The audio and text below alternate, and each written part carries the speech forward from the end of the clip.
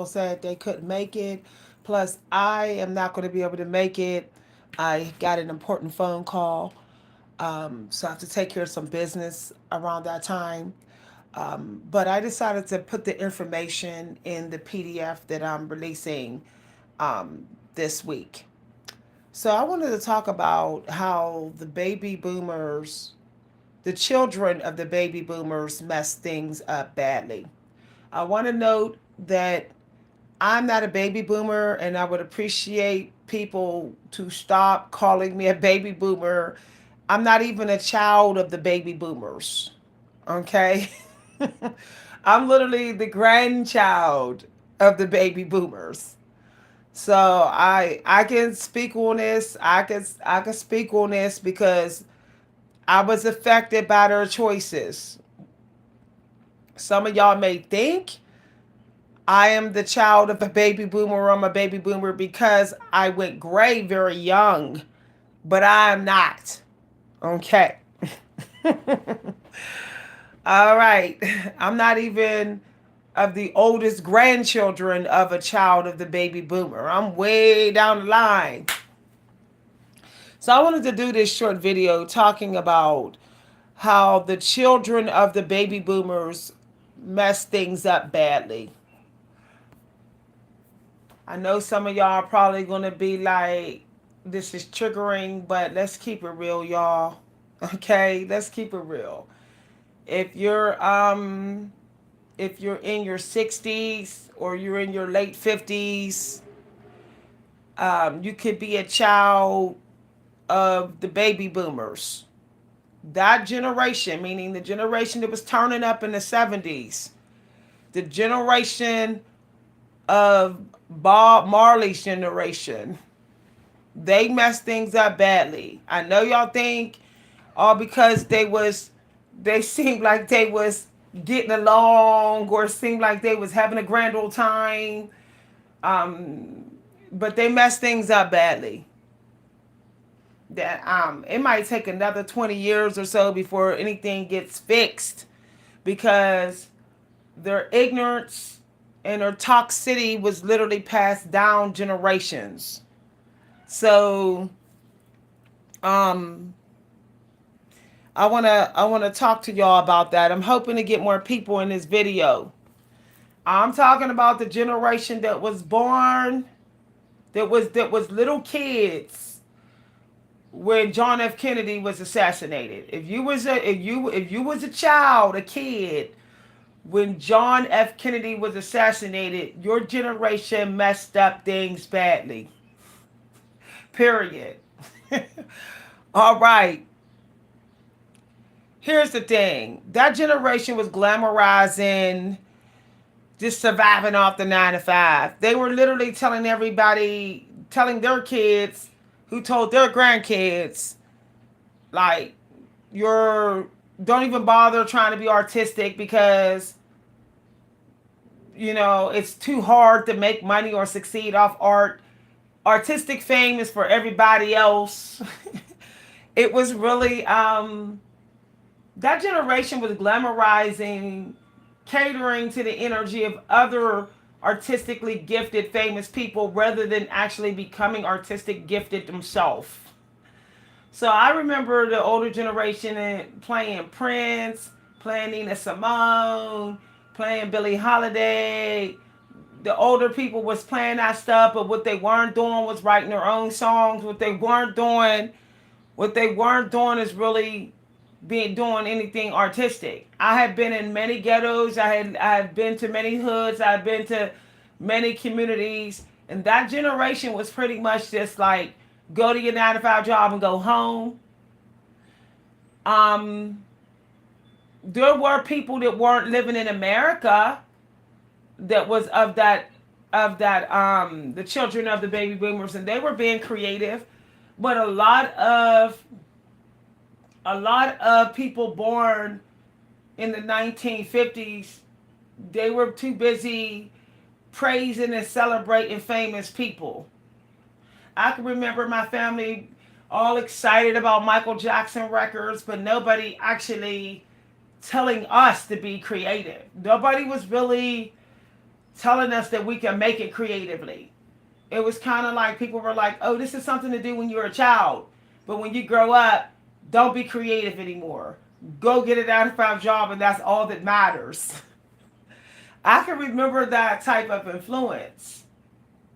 I don't remember seeing any adults around me, children of the baby boomers. I don't remember them ever like doing art projects around me.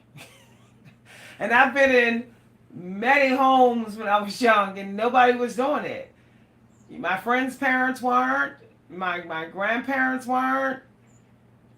It's almost like the people that was born in the 50s believed that once they had a baby, once they had accidental pregnancies in the 70s or 60s, having accidental pregnancies, once that happened, there was no need to be artistic. There was no need for that. And I found that to be very toxic. I'm finding now, I'm not trying to insult any children of the baby boomers on here, but ask yourself, how encouraging are you of your child to be artistic? Now your grandchild, because some of them are like, oh, I failed my child, but I'm gonna do different with my grandchild. It's like, no, hold yourself accountable for the fact that you're trying to make up for your bad mistakes to your grandchild. Like, why don't you just go apologize to your actual child for being ignorant and giving them the wrong guidance? Y'all, I got aunts and uncles that will not apologize to us. They knew they was guiding us wrong. They knew they was doing stuff around us we should have never saw.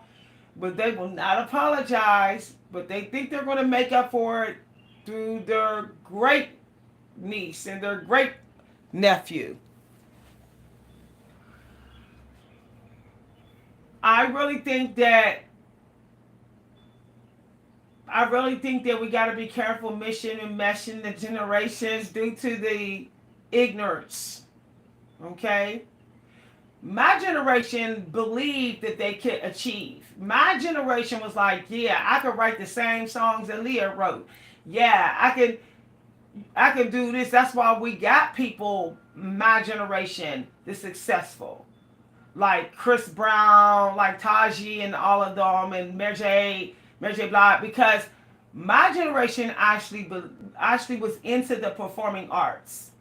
My generation realized within a couple years of being grown that the system was a trap, that we was stuck in chasing money and getting nowhere through the system. We realized we was going to have to make money some other kind of way.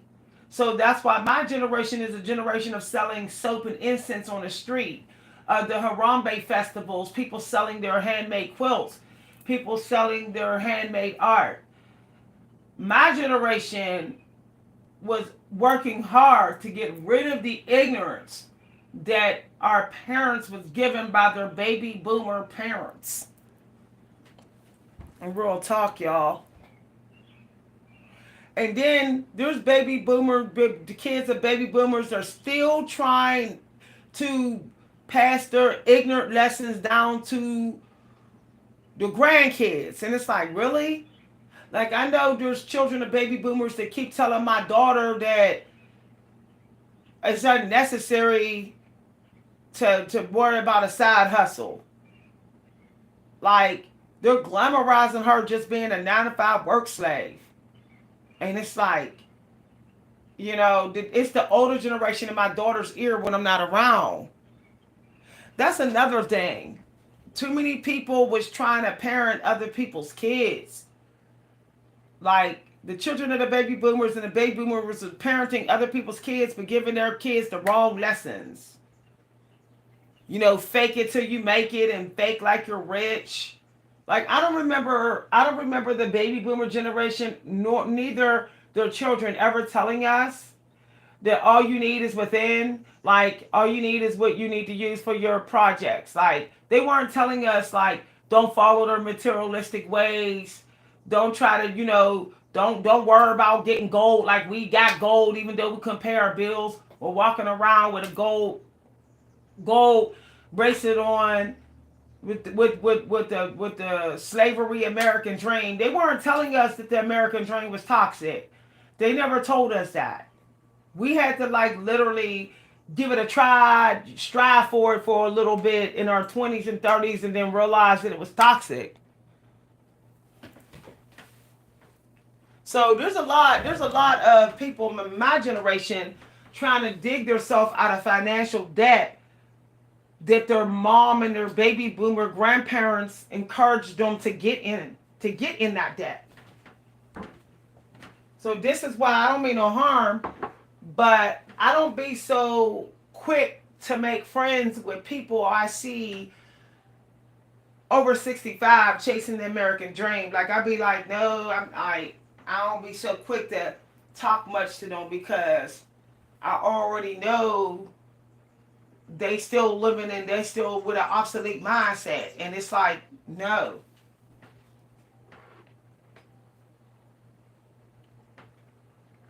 They look at me like I was raised wrong because I'm stoic, because I don't mind driving a used car, that I'm not chasing expensive homes and expensive cars. They look at me like they got to protect their energy from me, or they got to protect their kids' energy from me, when it's like, no, I need to protect my energy from you. Y'all, it's wild. It really is. It'd be so funny because they be like, oh yeah, the 70s was the stuff. I was in my 20s and 30s and my 70s turning up. Meanwhile, I don't see them walking around with afros. Like for real, my generation started putting relaxers and hot combs in their hair because they started doing that. When the 80s and the 90s hit, our parents started hot pressing their hair and relaxing their hair, and then telling us that we needed to. And that's just the truth. But they swear up and down that they were afroing it all the way through the 90s.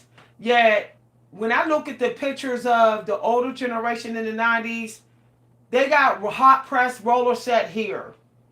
Okay, my aunts and uncles, all of them. My aunties and all of them, they weaving it up, hot pressing it, hot combing it, relaxing, and they been in our energy. And it's all, but yet they telling us we need to get rid of the self-hate. And I'm like, but you was the one that started this self-hate cycle though. Y'all, y'all, I'm serious. They was the one that started making it seem like it was embarrassing to go to the food bank. It was embarrassing to need government assistance. They wanted to glamorize and say, I'm not on welfare. They wanted to brag about that. Meanwhile, back at the ranch, the money that you pay in taxes from your job is literally paying for your food through welfare. So that makes no sense to be like, oh, you don't, you want to be able to not tell nobody you on welfare. I don't get stamps. You want to make people think you got more money because you don't get stamps. Meanwhile, you can still get stamps while working because your taxes paid for those stamps. So it's really ridiculous. y'all, I'm telling you no lie. I'm telling you no lie. We was never told what to do with our money if we got a 9 to 5 job. We were just told get the 9 to 5 job and don't quit. That was it. We was not told to get a to get a to put our money in stocks. We was never told to start a interest savings account.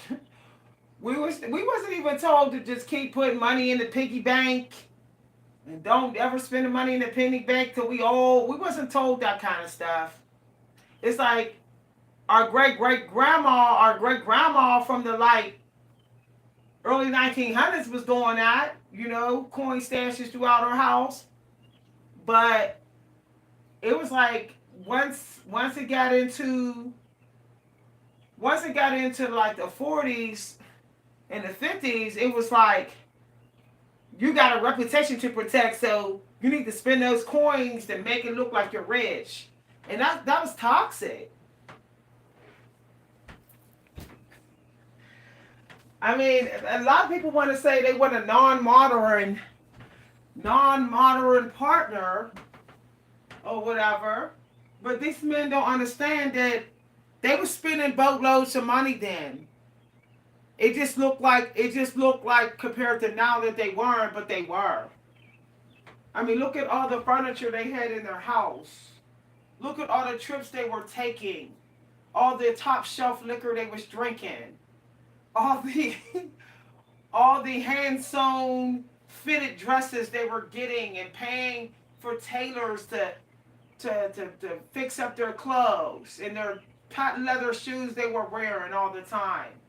All of that was costing money.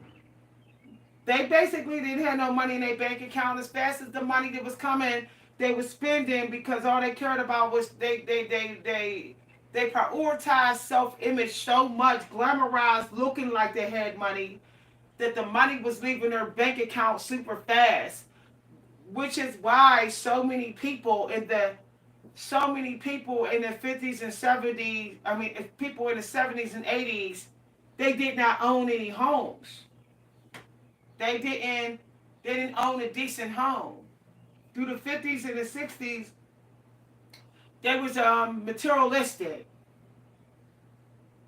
That's why if you go to the pawn shop now and you find jewelry from the 50s and 60s, it's like enormous, big, gaudy jewelry. Enormous diamonds, enormous amethyst and stuff they was wearing on their finger. Um, it was like if you couldn't get rich through fame, then you needed to look like you were. People need to stop glamorizing the non-modern world because people were getting loans on top of loans.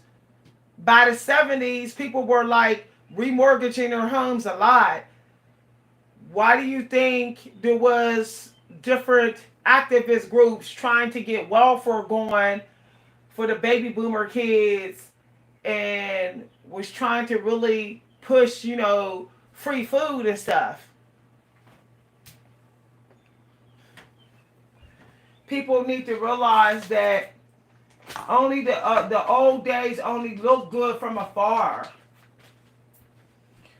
I can remember people of my grandma age sitting up there living off of chicken noodle soup every day, big bowls of chicken noodle soup, eating that for 4 or 5 days, like never changing meals, dinner meals, just eating, all these big enormous pots of spaghetti, and the spaghetti all hard but still serving it on the fifth or sixth day. People need to stop thinking that the baby boomers had it right when they didn't. It looked like it, but fast as that money was coming out, don't forget they had a lot of mouths to feed. So fast as that money was going in their bank account, it was going right out on all them kids.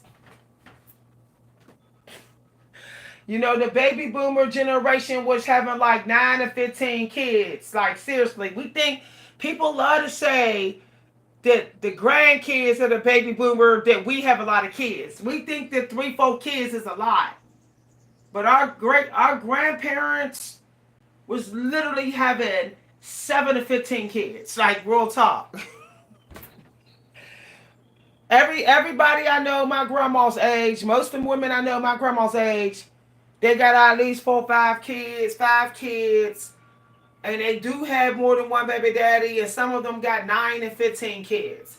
It amazes me that people today, that men will look at women today and be like, you got 2 kids, oh, you're not marriage material. But that's like, wow, because our grandparents was having like 7 kids with one of the baby's daddies dead from being in World War II, and the second baby daddy being hooked on alcohol and was in the Korean War. So they're on disability, so they can't even help with the 7 kids. There was times like that. So I really think that the generation between 40 and 55 really need to stop complaining. Like, I ain't trying to be smart, but stop micromanaging each other and being so critical when our grandparents was doing worse. knowing that they had barely survived the Great Depression, that they went through the Great Depression as a little kid, and still, just when the Great Depression was getting better, and they was in the 1930s and 40s, they had the nerve to sit up there and have 7 to 9 kids. Let's talk about them. Let's talk about them. But I get young people say, I don't have to respect people in their 40s and 50s. But you're still respecting the 60-year-olds that literally caused 40, 50 years of this American government to just be unrecoverable, not be able to be recovered from the toxicity and financial debt. But you're not saying nothing about them. You're still, you're just still only talking about the 40, 50-year-old generation. Talk about the baby boomers who set this path, this course of the American government being ruled by toxic congressmen. That's just the truth. Okay? Once Kennedy was gone, that was it. Right down the drain. Right down the drain. Okay? Their generation voted for Bush. My generation did not vote for Bush Senior. We didn't vote for Bush Senior. We did not vote for Reagan. We did not. The baby boomer generation and their kids voted for them. So leave Jamie Foxx and Cameron Diaz alone. I love that new movie where they're like a hitman couple, and somebody said, the dude said, we got baby boomers here. They said, no, we're not baby boomers. I found that so funny because people keep on not knowing what baby boomers are. 40, 50-year-olds are not baby boomers. Oh, I'm not old enough to have served even in the Vietnam War, not even the Korea War. So leave us alone. We had to struggle, and we didn't have YouTube or nobody telling us what to do. We was just trying out the ignorant lessons that the ignorant old people gave us. I wish this world would show more compassion for Mary J. Blige and and a lot of other middle-aged people. People want to say that Mary J. Blige, she was thuggish or whatever, but you must have, as a woman back then, if you was too sweet and too nice, you got used, you got passed around, you got abused and mistreated, as we know from Aaliyah. So stop, okay? Like literally. And back then, to make it, to make it as far as a celebrity woman, you had to have weave or fake like you got long hair some kind of way. Even Aaliyah had weave in her hair. The point that I'm making is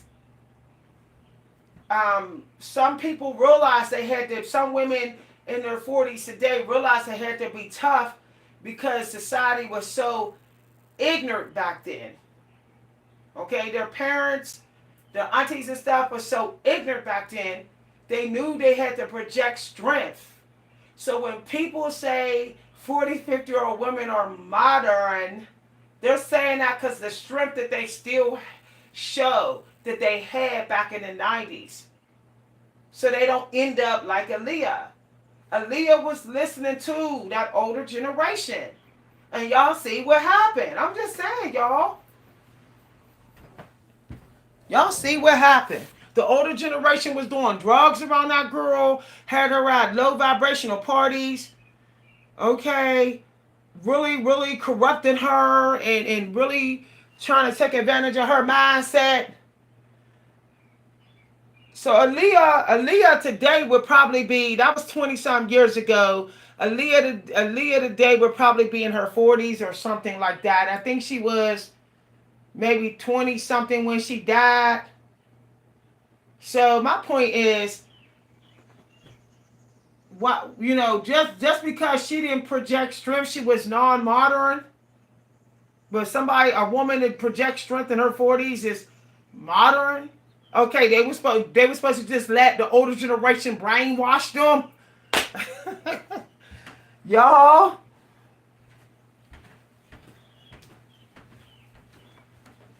I'm just saying, y'all. I'm just saying. And there's a lot of older men today who are like in their dad's energy and their grandfather's energy, where it's like, yeah, I want a nut woman with natural hair. But guess what? They don't want a woman with 4C hair. They don't want the 70s 4C fro, Michael Jackson fro. They don't. They want the 3A and the 4A, and they know it. So they're still modern. They're modern. They're still kind of passively in the 90s energy. They're not in the 70s energy. They're not with the 70s babies. Because in the 70s babies, they was rocking 4C here. Like, for real. Like, when you go look in the movie Bones by Snoop Dogg.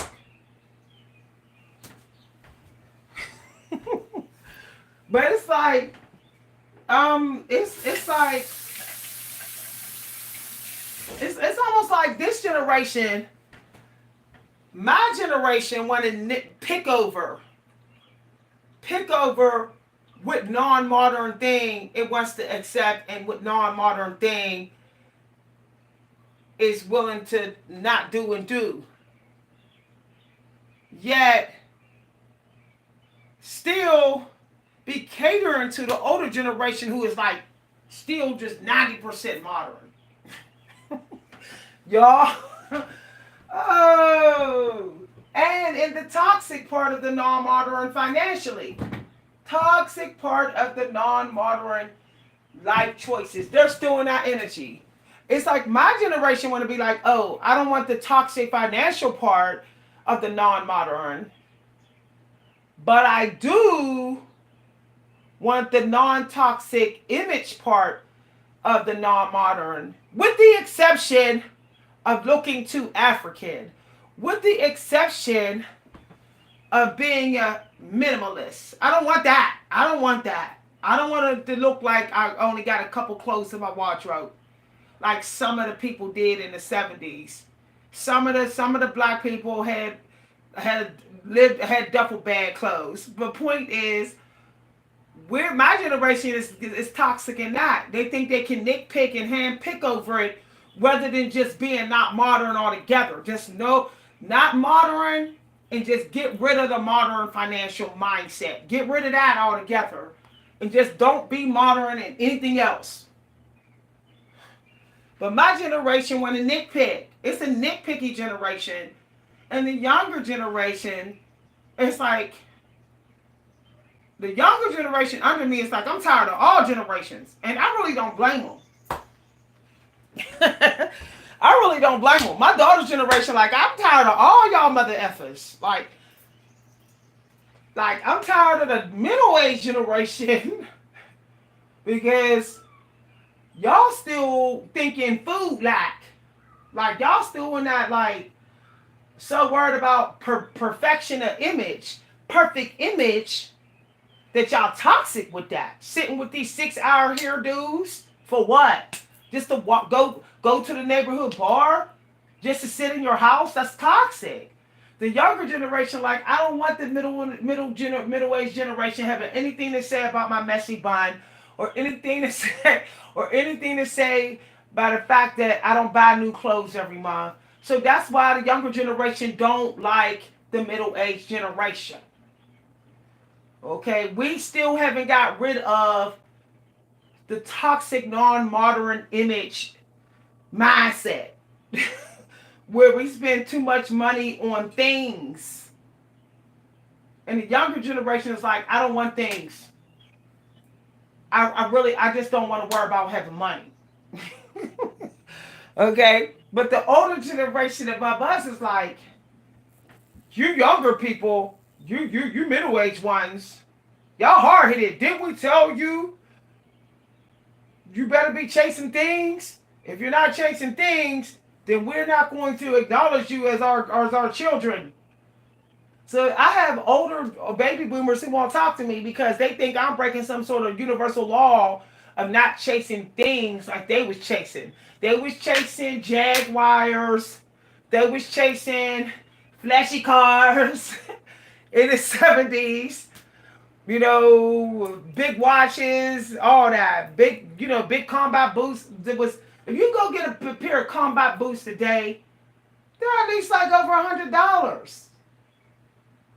So if the price kept going up, you know that they wasn't that cheap back then, but yet they were wearing them, combat boots, knowing that they were standing in the welfare line. The point that I'm saying is the middle-aged generation is nowhere near as toxic as the children of the baby boomers and the baby boomers.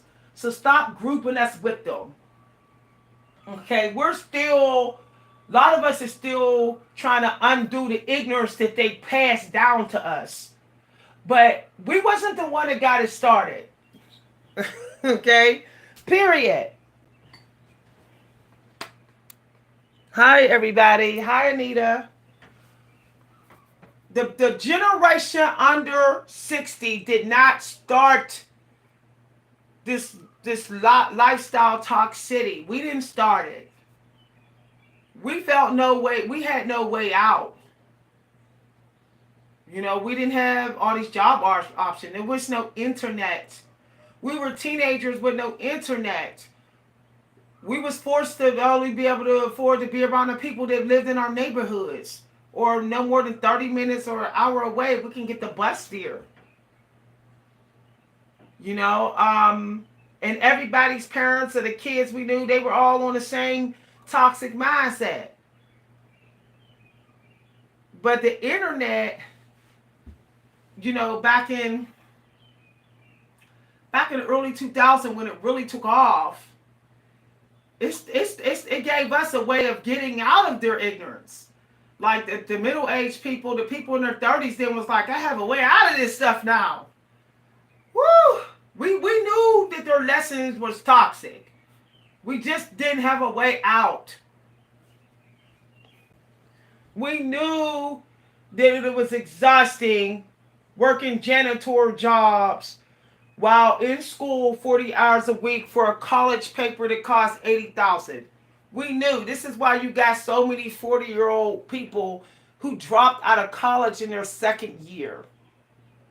There's so many 40, 50-year-old people who did not go all the way in college because they had an epiphany. Like, this is a scale. I'm not becoming a doctor or an engineer or a scientist or somebody in the medical field, so this is a scam. And people say, "Oh, y'all was dropouts." No, we did not want to owe the full $50,000-$60,000 to a scam degree paper. Now the younger generation, under me, they left within the first few months of college, or they didn't go at all, unless it was like doctor in engineering. So the toxic mindset is gradually being purged. But they have a better way out. We had no way out. Some of us that did drop out in our second year of college because we realized the money we was making on a 9-to-5 job was not enough to pay the college bill. Some of us got stuck working as a caregiver or care attendant. And knew I'd rather be stuck working as a care attendant than stuck as a care attendant paying a $60,000 college loan that's never going to get paid off until I'm like in my 60s.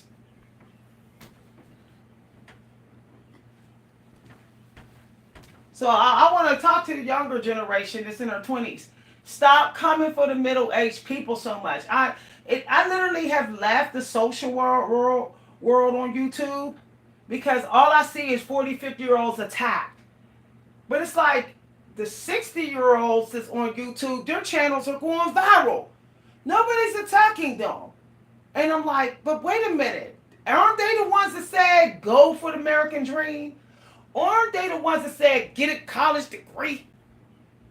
The ones that survived, the ones that grew up during segregation said, get a college degree and you're safe.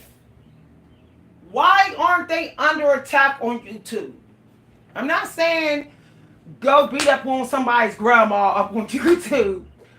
Great, great grandma up on YouTube or grandma.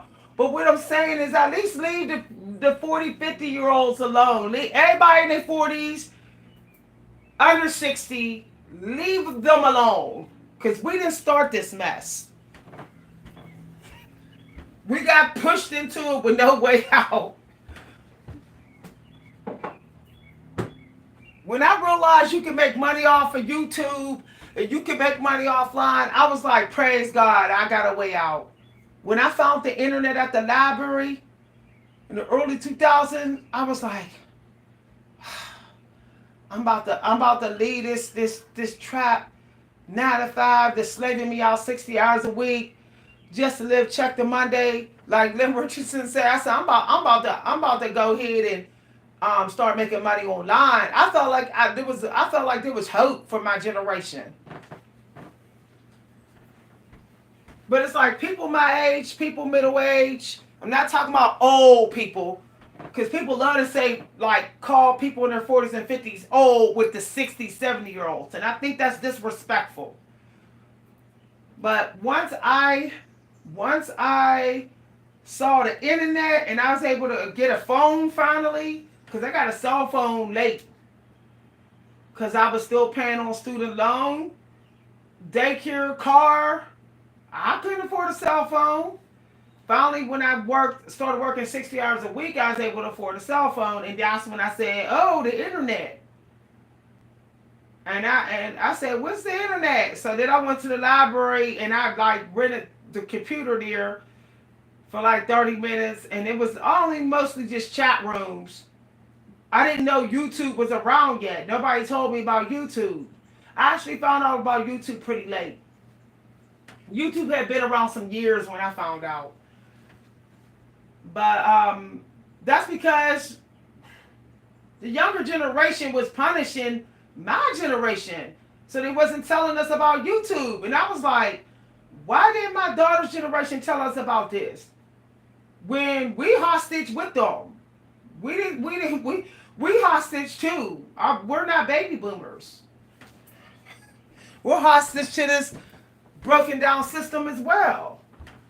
The baby boomers are still sitting around, and I'm gonna keep it real. I'm gonna say something that's gonna trigger old people in this video, and I really don't care. They were not taking care of their kids like they should have been, and they was able to get away with it because the times they were in. So yeah, it was easy to afford a $30,000 house when you're feeding your kids oodles and noodles. And why do people act like ramen noodles wasn't around? Ramen noodles been around for years. They was just called different things. Back in them days, they was giving their kids oatmeal to fill up their stomachs, spiking their cortisol, jacking up their insulin. This is why a lot of 60-year-old people are diabetic. That's because the baby boomer generation was jacking up their insulin with all that oatmeal and all that quick foods just so they can pay off their mortgage and be able to make it like they got the American dream. They was willing to sacrifice the care of their kids, true care of their kids, just to look like they were rich, just to chase the American dream. Rather than moving in an 8-bedroom apartment, they just wanted to look like, hey, I could get me a mortgage. Even though everybody in there is eating like they in Auschwitz. Like, I ain't trying to be funny, but I can remember being in my grandma's house and she was like, oh yeah, I got a house, this is my house. But it's like, why we eating like we in the Jewish Holocaust camps though? Like, why we eating like this? But it was just like funny because nobody cared, because everybody just wanted to buy themselves a car. They wanted to look like they had money with clothes, but they didn't care if the kids eating healthy and stuff. They was letting the kids go long periods of time without food so they can sit up there and smoke weed and disco dance and stuff. And it was like I can remember the baby boomer generation and their kids literally taking my generation to the bar and giving us cheese puffs instead of an apple as a snack. Sitting us down in actual bars and giving us cheese puffs and sugary soda while they sat at the bar and smoked all around our faces, smoking our faces and stuff.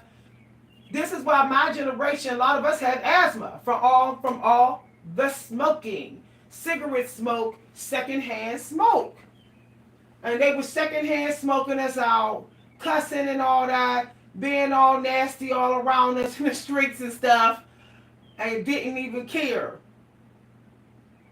And then taking us home and sitting up there cooking Uncle Ben's rice with some canned chicken, throwing canned vegetables and canned chicken up in the Uncle Ben's rice and saying, here's dinner.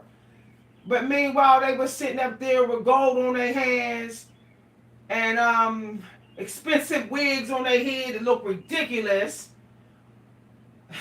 With a whole 5 ounce of weed sitting on the table and liquor for days. And so when this younger generation come for us and be like, we ain't doing stuff around y'all what was done around us.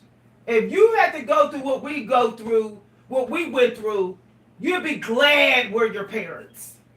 If the 20-year-olds had to go through what the 40-year-olds and 50-year-olds had to go through as kids, they would stop complaining about the 40-year-olds being their parent. And that's the truth. Yeah, they should never had us running to the store. Go get me a fifth of whiskey. Child, I'll never forget when my aunties and them said that. And I remember one time my mom said, give me a fifth of whiskey. I looked at her like, I'm good. I didn't even move. And that's why me and my mom started arguing. She, oh, you think you too good. You think you ain't got to listen to me. I'm like, what the heck I look like? I'm not your built-in maid. I'm not your Uber, your yellow cab driver. I am not your alcohol therapist. I'm not running to get your V8 for your hangovers. I'm not running to get your fifth of whiskey. I'm not going to go get you a pack of Cools. And I'm not going to go get you some food for your hangover. It's not my job. My job is to finish school. Y'all, it was toxic. All those bologna sandwiches with that cheap Kool-Aid, 99-cent Kool-Aid, the watered down juice, the watered down $2 jug of juice that tasted like watery popsicles. Like somebody took some cheap popsicles and melted it down, and then if we said we're hungry, they would say, go up the street and get you an icy cup. And we're like, but I don't want an icy cup. I literally want a snack. I want food. Yo, we survived off sugar, and everybody thought it was normal.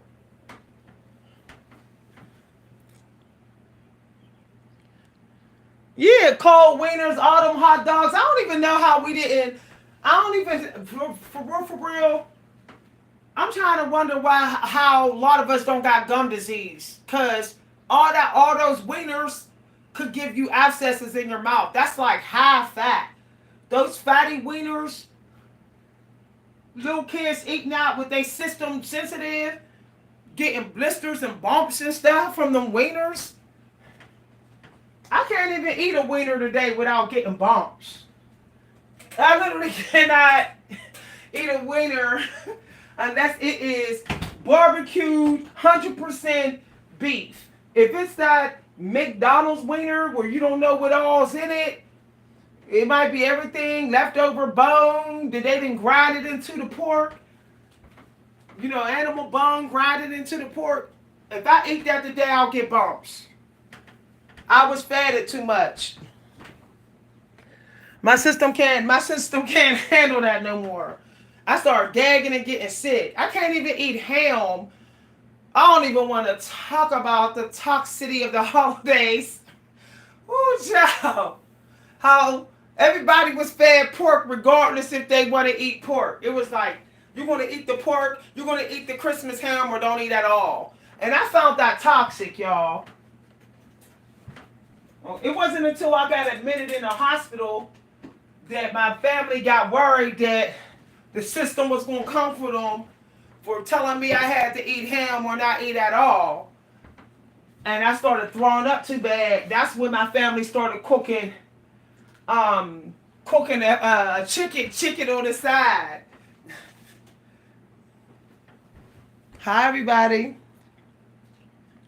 I find that toxic to tell a kid, you're gonna eat this pork, you're gonna eat these ghetto hot dogs, or you're not gonna eat at all. That's child abuse, y'all. Child abuse. My daughter always had options. I always said, well, what do you want? You want salmon? There's salmon in here.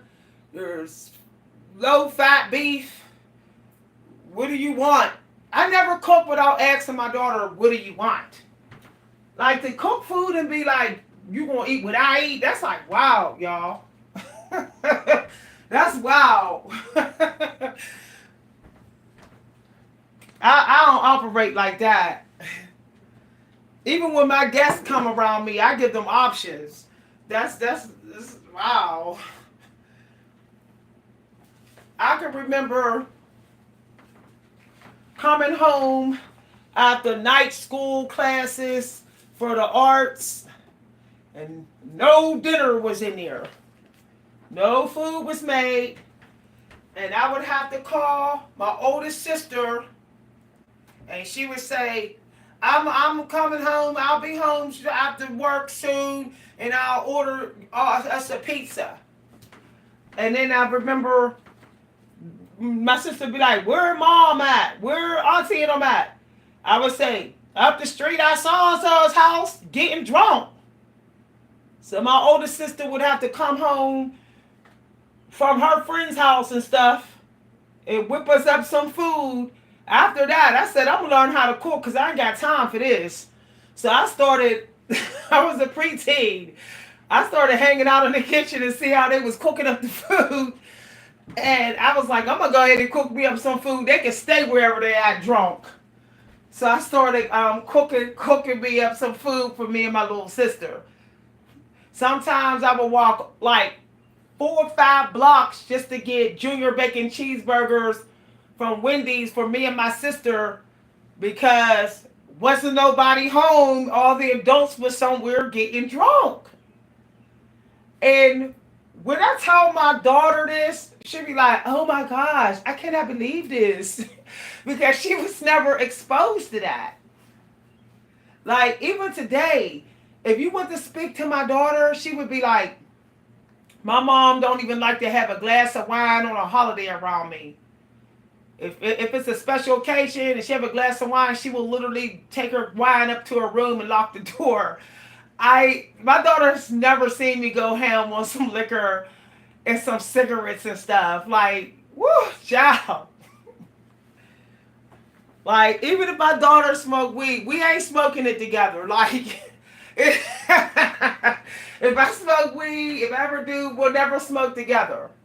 Like, even if my daughter smoke her little, she might smoke her little weed or whatever, I'll be like, I'll smoke my CBD. Even if I want to smoke weed, long as you're around me, I don't want to smoke weed. That is so ghetto to be turning up with your kid, though. Somebody said we in the kitchen making a. We had to make up meals, or we had to run the streets looking for them. If you didn't have no big brothers and sisters that didn't work, you was going to be a preteen walking the streets or calling around on a little wiry phone trying to find out where they at. And I don't understand why the older generation felt like they had a right to disappear or turn up every Friday and Saturday. Like, what? Like, how come you don't just stay home with your kids some Fridays and Saturdays? Like, what's up with that? You just ghosting the kids every weekend.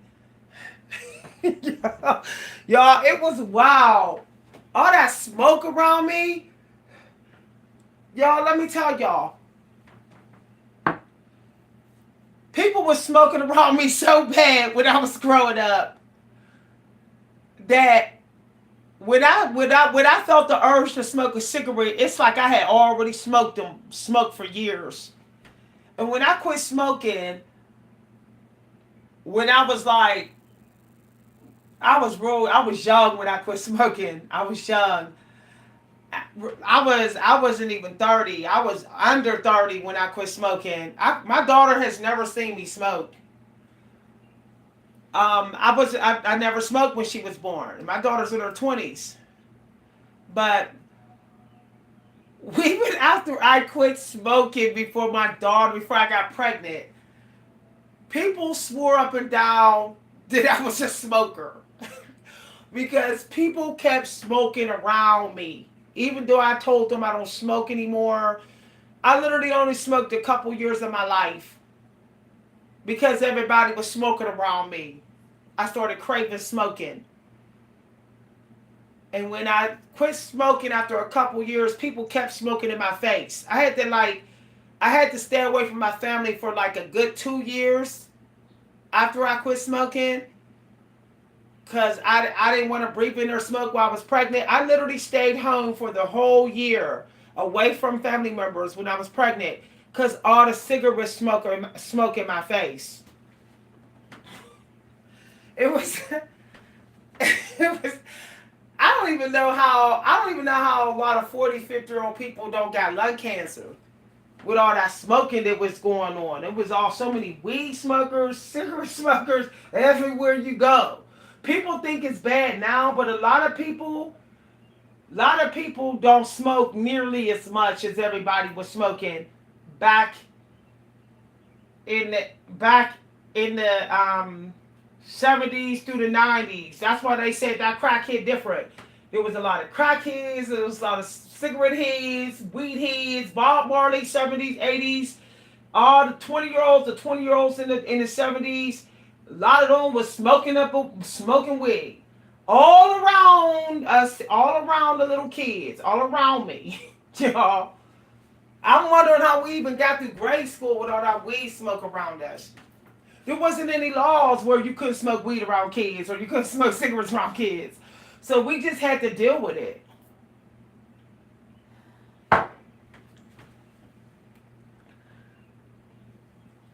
A lot of people though don't want to talk about this. I already knew like some people like, I don't want to hear this. Okay. Okay.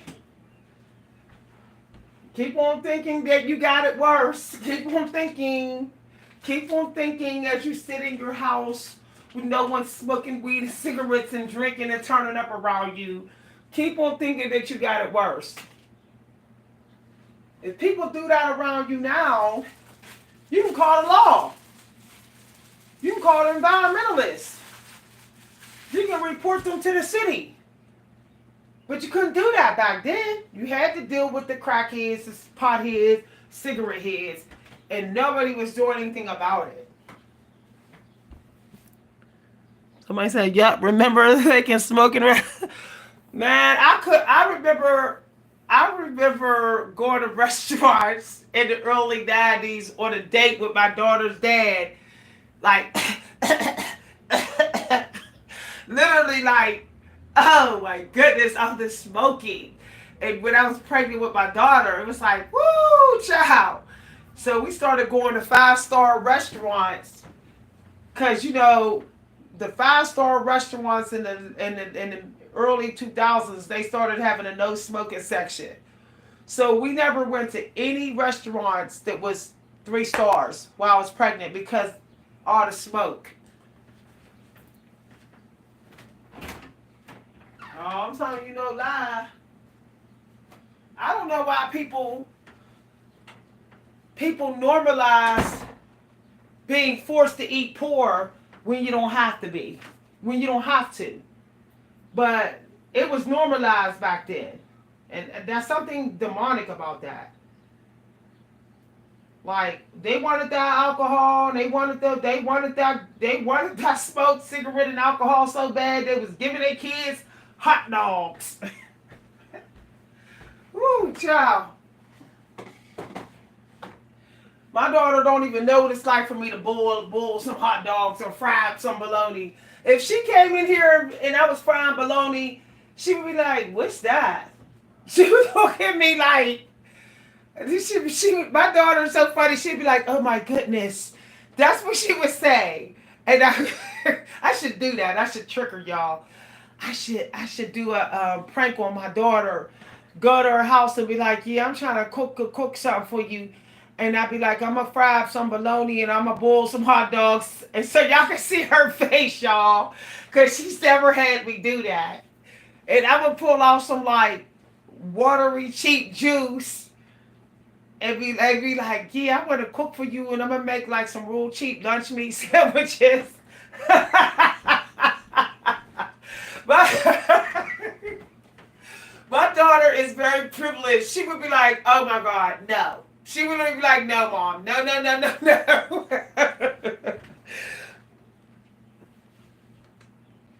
Should we live a dangerous life? We don't have to wear seatbelts. Yeah, we didn't have to wear seatbelts. I'm surprised that a lot of us survived, to be honest, because the way they was turning on corners in the pickup trucks, speeding, and nobody had on seatbelts. I can remember holding on to the side of those trucks for dear life when they turned the corners. How many of y'all remember people disrespecting you at the playground? Grown-ups swinging the swing too high. It didn't care if you went flying out. Or turning the spin around, the merry-go-round thingy as fast as they can and didn't care if you went flying off. Y'all, I'm telling you, I can remember just how toxic the older generation was. Somebody said, "Remember the paper food?" Illegal, man. They was making fake copies of those stamps everywhere.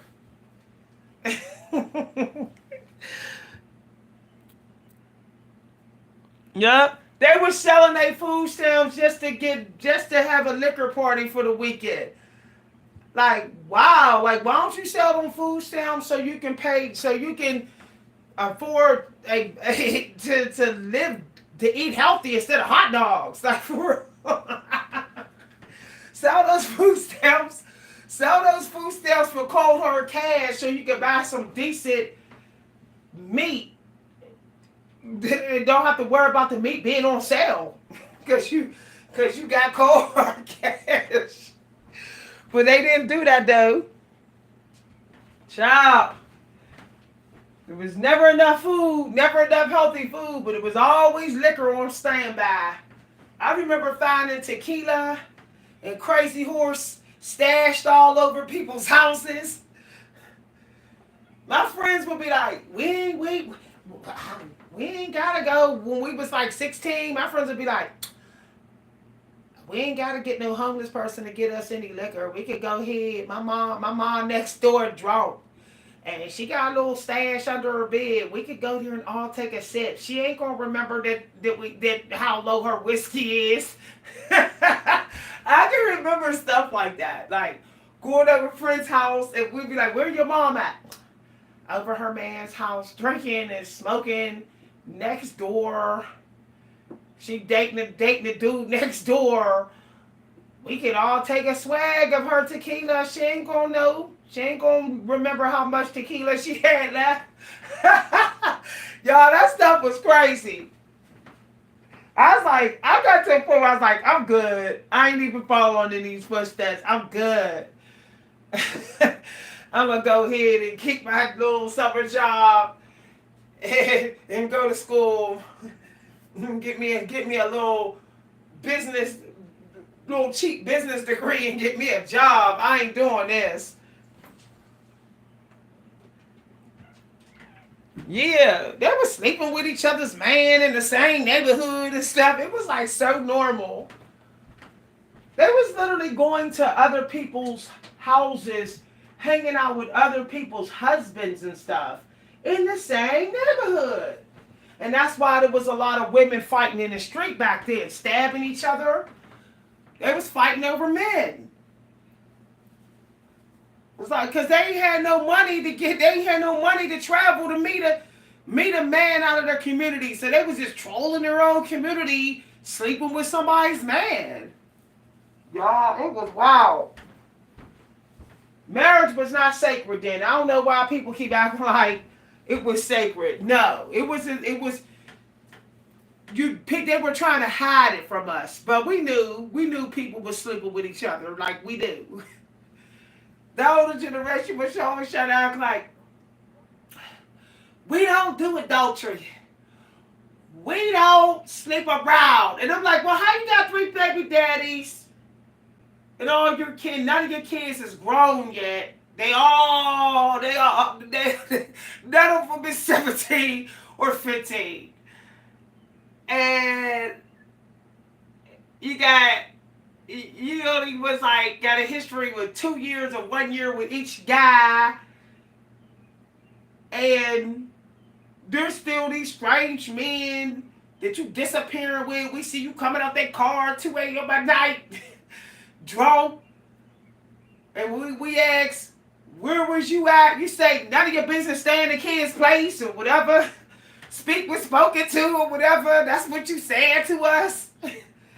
y'all, oh my gosh. People, my generation was sleeping with their own cousins by accident. No lie. My generation was accidentally getting in committed relationships with their family members because the older generation was having babies by they baby daddy's brother, they sister's man. Y'all. So it was like, oh wait a minute, how we cousins? Oh yeah. My mama had baby, oh we sister and cousin. Because your auntie had a baby by your daddy. I can't go. Child.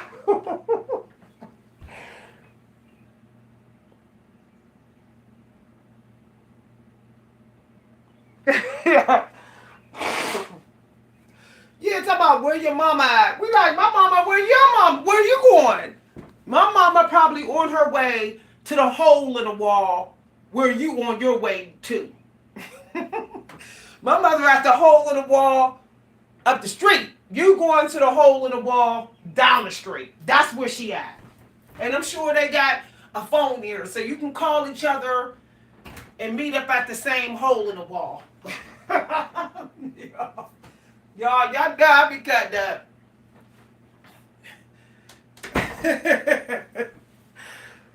You know how many times, excuse me, y'all, you know how many times I was way too young to be in a hole in the wall? Like, whoo, child. Had to go in there and find auntie and all my stuff. Go up the street and tell your auntie that she better bring my money down here because I need to get me some cigarettes. Go get your auntie. Where auntie at? She and they used to try to act like it was a hole in the wall. They would say, they in Mr. Jones's house. Go down the steps and knock on that door. Okay? And tell them that you're Yo, I'm laughing too hard. Tell them that you're Barbara's daughter, and they'll let you in. And don't you be speaking to none of those nasty, dirty men in here. And you go right over to your auntie and tell her to give you my money. And then go to the store with my money and go grab me some cools. And bring my cools here. Don't stop nowhere. bring my cool straight to the house. Yo, and I'd be like, oh, okay. Okay, Grandma. Take these. Matter of fact, on the way back from Mr. Jones' basement. That's basement. No, it's a hole in the wall. From Mr. Jones' basement. Drop my numbers off at Tiny's house. And tell Tiny I'll pay her next week. Tell her my name and say you Barbara's grandchild. And she'll be okay with that. Y'all.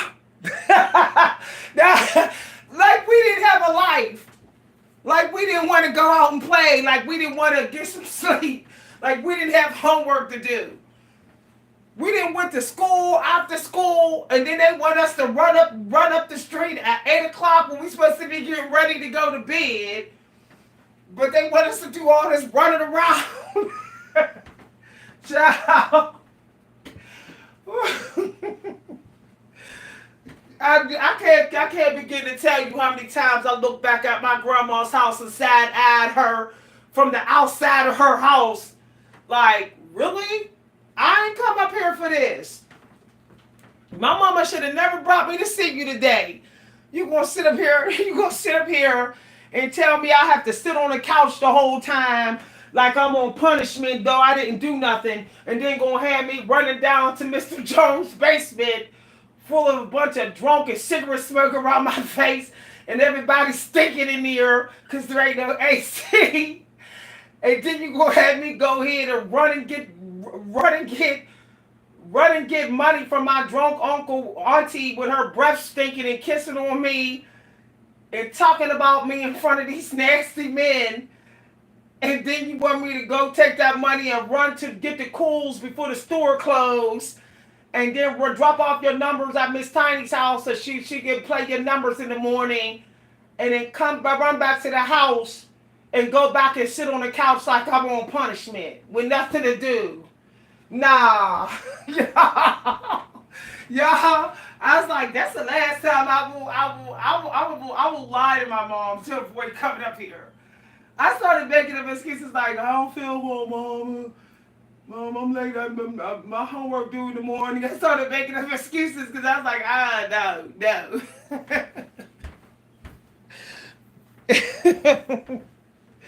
I got stories to tell y'all. And then they got you walking through the neighborhood with people getting beat up and gangs and stuff, Crips and Blood out there with their guns.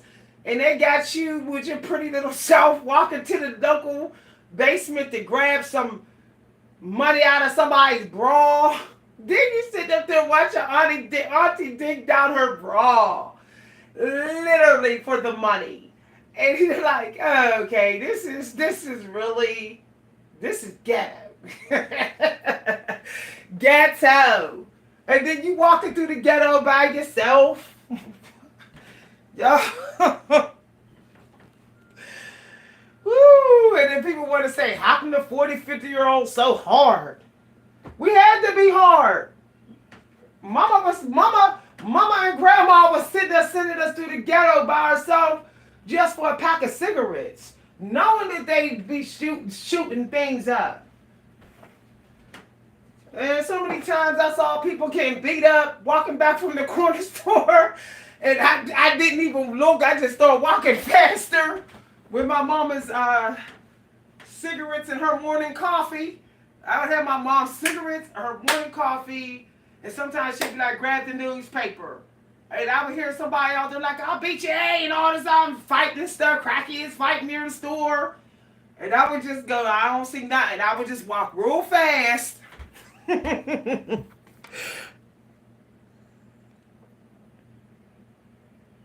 Shoot. But you think a lot of old heads, a lot of us old heads, we gonna come out the house. You don't see too many people between 40 and 62 coming out their house. We are toxic fatigue. You know how they got American fatigue. We have extreme version of toxicity fatigue. Okay? We did not have COVID when we were young so we could protect our energy and nobody would say nothing. We didn't have that growing up. As a matter of fact, nobody cared if they had the flu. They'd still cough in your face. Back in them days, somebody had a flu and they would still cough, snort, wipe their snot on their hand, and still pat you on the face. It was very disrespectful. Wasn't nobody walking around with hand sanitizer. We was the generation of snotty runny noses because the older generation was getting us sick and then saying we got ourselves sick. It was toxic.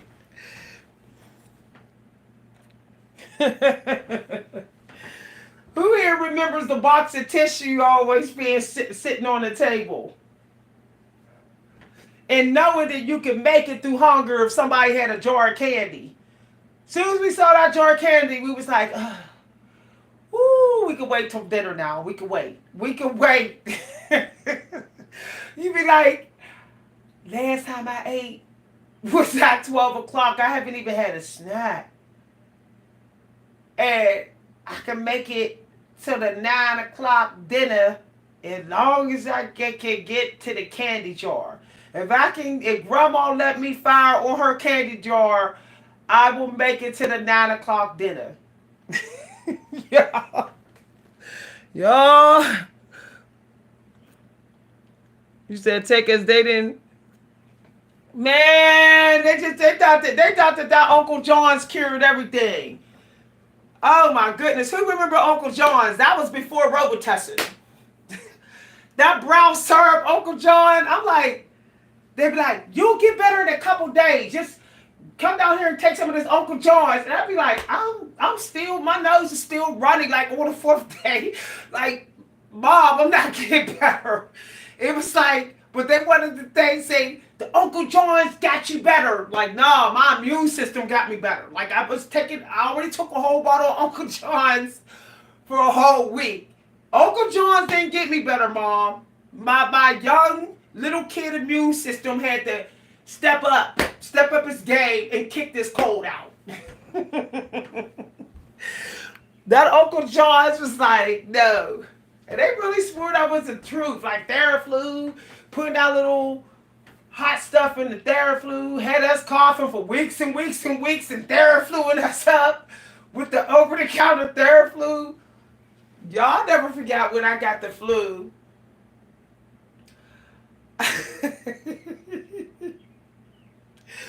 When I got the flu when I was 24 years old, and my oldest sister, who's kind of still following in the older generation's footsteps, she was like, come on over here and I'll make you some of the Theraflu what Mom used to make us. I said, child, I'm going to be taking that Theraflu for weeks.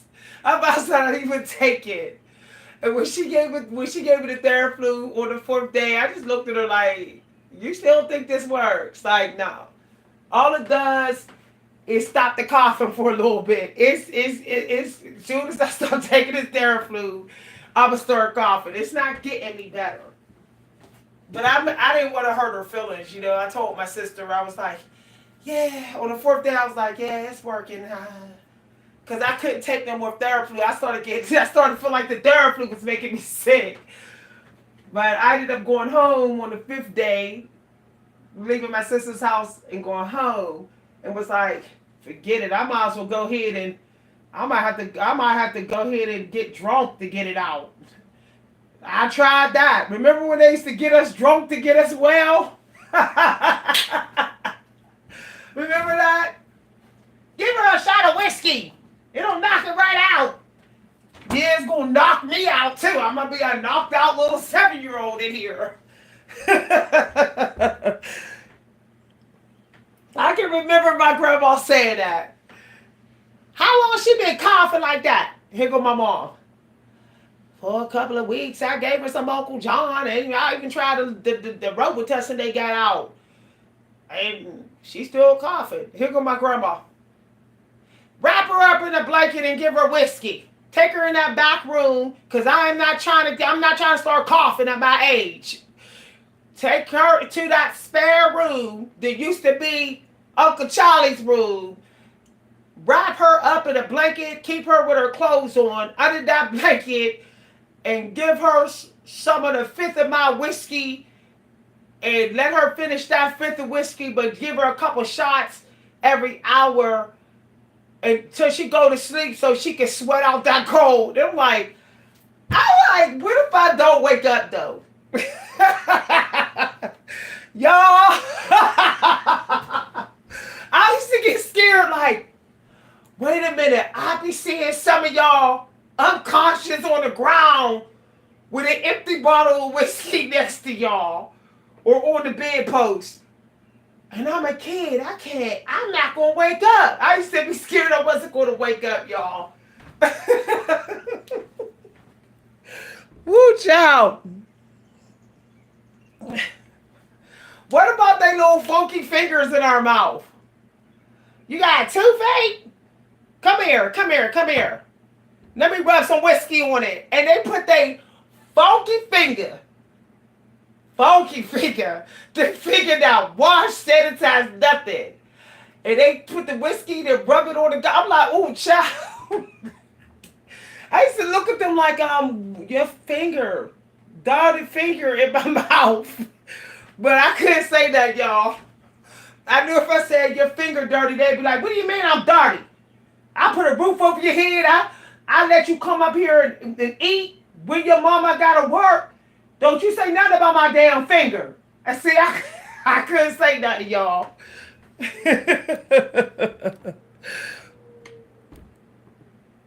And y'all want to sit up there and complain about somebody breathing in y'all face.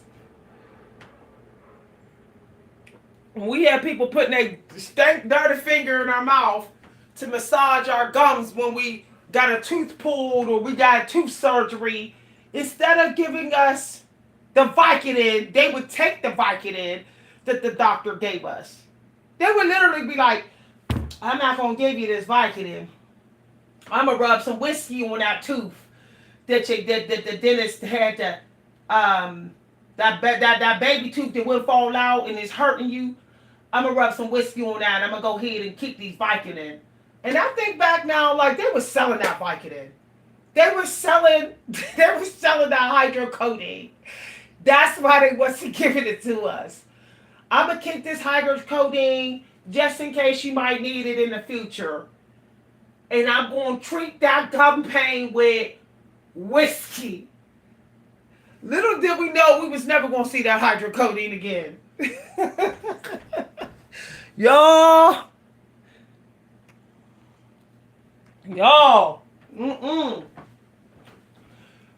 What about burning the mosquito bites? You got a mosquito bite? Yeah, it won't stop itching, Auntie.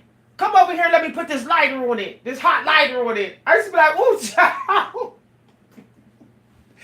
You know how many times that I had the hot tip of a lighter put on my mosquito bite? Like, oh, that hurt.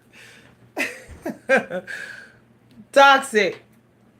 Younger generation, y'all don't know nothing about this. Y'all go to the store, y'all get anti-itch cream. We got hot lighters put on our mosquito bites. Y'all get y'all hair braided most days. It was get over here and get this hot comb. It's Easter. You cannot go to church nappy headed. Not on Easter. You gotta know good in the God's house. You're going to the Lord today. You need I can't, y'all. I can't. I got horrible anxiety when I saw the pianist with the black people in it, and she was throwing that hot comb on the girl's head. I said, I can't watch this scene. I'm gonna have to go ahead and forward. It's giving me PTSD. I had a little panic attack watching that scene when she was hot combing that girl's hair.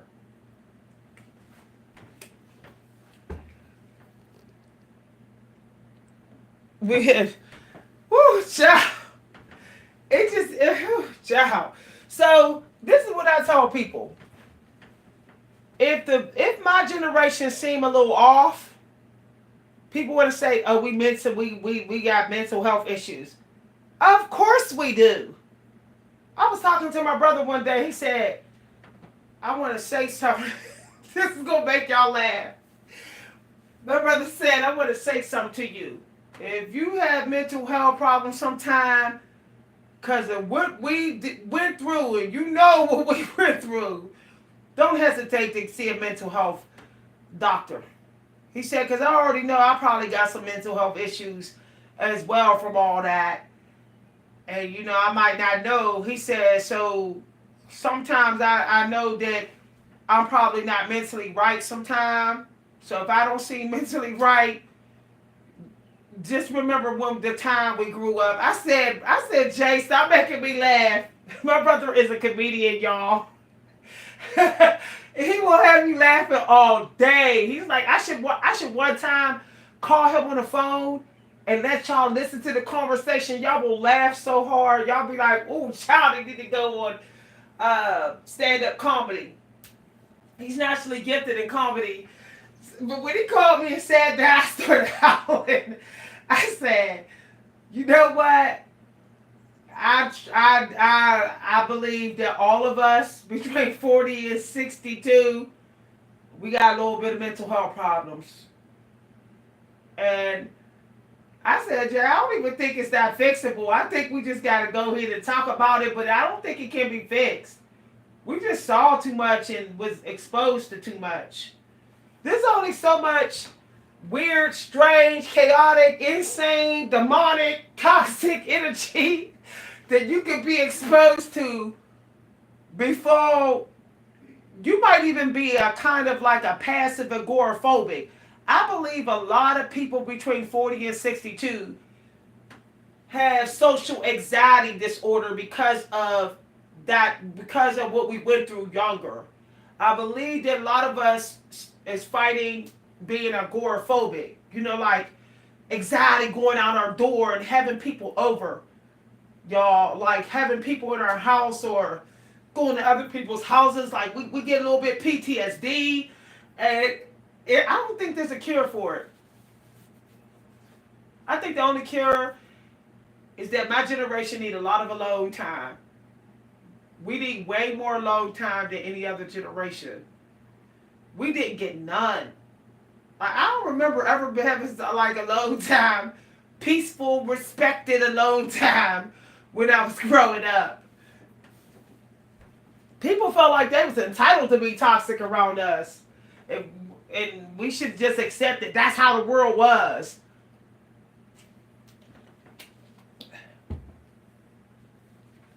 Yeah, it's really sad. It's really sad too. And I think my daughter knows that a lot of people in my generation got mental health problems. Cause sometimes she'll see us and we'll talk, or just how we act uncomfortable. We're in panic energy. We get, the way we act, like we feel like we're not safe and stuff. My daughter will be like, "Oh my goodness, it's okay." Like I notice when I go to the mall, my daughter will hold my hand tight for a while, because I think she knows how toxic our time period was, and we was always in fight mode, protect mode. Like we was always like looking over our shoulders, looking down alleyways, watching our back and stuff. We couldn't just go with the flow, or else she might end up on the floor, beat up or hurt or something. So when I go out with my daughter will act like she's my like bodyguard. Even though there's nothing coming for me, she will be in that energy because she know the time period I'm from. So she would try to make me comfortable, try to keep me from getting any PTSD. Do y'all know how many times I heard something drop and I went running for my life? One time I was in a garage, y'all, and I heard this loud slamming noise, and I took off running for my life. Don't you know, my mom was walking where the slamming noise was, and my mom was like, "You was gonna let your mother get shot?" I was like, "You." I started to say, "But you was about to, you didn't care if I got shot when you was having me go get them coals." But I didn't say nothing though. I was like, "How many times did I go to the ghetto to get your cool cigarettes and you didn't care if I got shot?" I said, "Mom, you wasn't even in the garage yet." And she was like, "But I was on my way there." I said, "That's why I ran out the garage." Y'all was funny. I heard a garage door slam, and in my PTSD from the time period I grew up in, it kicked in, and I took off, y'all. I literally took off, and when I finally came back, and I thought it might be safe to look back, my mom was sitting in the garage, and my mom was like, "You ran past me. You didn't care if your mom got shot."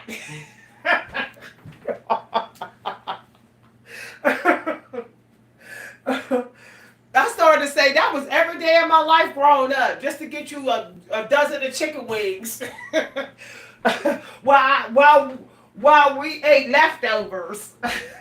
You ate chicken wings to soak up that Saturday liquor. Y'all. Woo, child.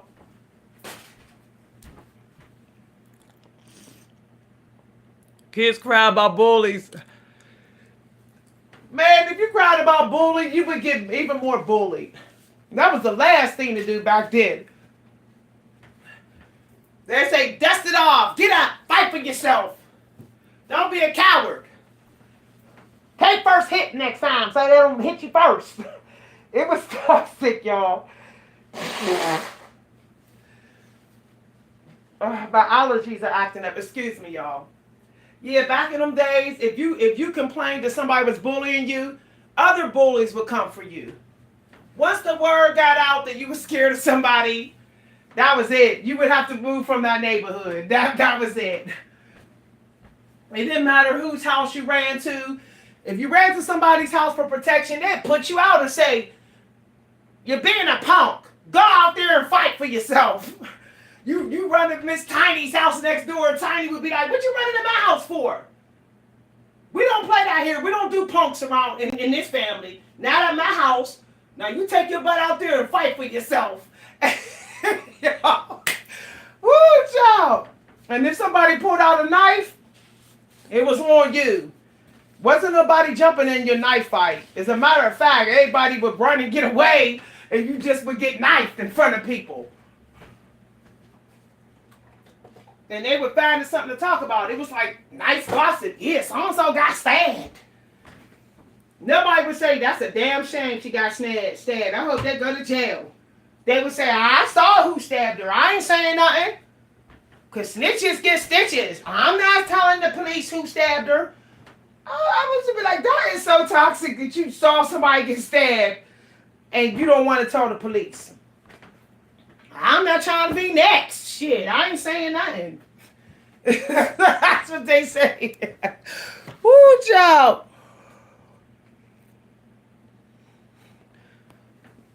I couldn't stand a fight when I didn't want to, but it was like, I remember so many times I had to size myself up to a fight, even though I knew I could have just walked away and stayed away from that neighborhood and didn't have to deal with that. But I knew that if I walked away, I'd be walking to I would get beat up at home.